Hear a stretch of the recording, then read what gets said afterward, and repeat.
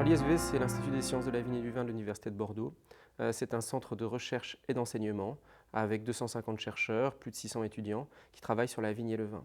Moi, j'y suis professeur en énologie avec une activité de recherche autour du goût et une activité d'enseignement.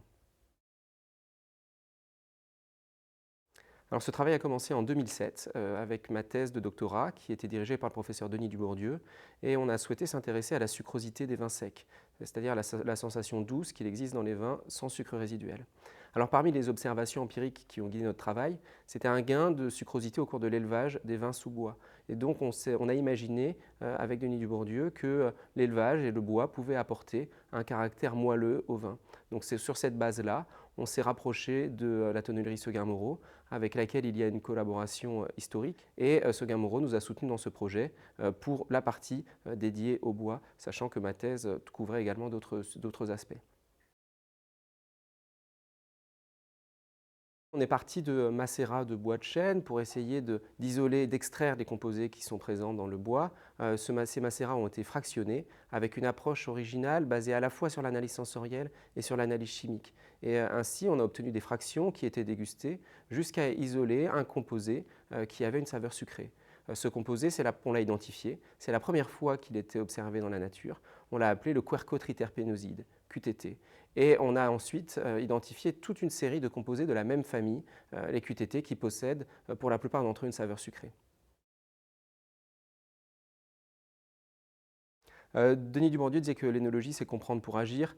Donc grâce à ces travaux, nous avons identifié les composés responsables de la sucrosité, mais ensuite on a étudié quels étaient les paramètres pratiques qui pouvaient avoir une incidence sur leur teneur. On a ainsi démontré qu'il y avait un fort effet de l'espèce de chêne, de l'origine, des variations d'un individu à un autre, ce qui a donné lieu à un brevet qui a été déposé. Et ce brevet a pu être exploité par la tonnellerie Seguin-Moreau pour développer une nouvelle gamme avec une nouvelle barrique dont les bois sont sélectionnés en amont dans notre laboratoire ici à l'ISVV, c'est-à-dire que nous recevons des échantillons de macérats de bois qui sont analysés par chromatographie liquide couplée à la spectrométrie de masse à haute résolution. Et grâce à cela, on arrive à avoir un profil de la présence en composés sapides. Et donc nous, ce que l'on donne à la tonnellerie, c'est la sélection des bois qui sont ensuite utilisés pour fabriquer une barrique originale qui est la barrique QTT. En fait, la barrique QTT, c'est un révélateur de l'équilibre gustatif des vins.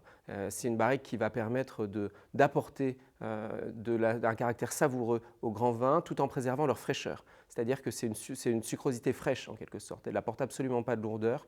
Elle va surtout donner du goût, le révéler. Étant donné que c'est une barrique qui est assez peu chauffée, elle évite de masquer l'identité du vin. Au contraire, elle va la révéler.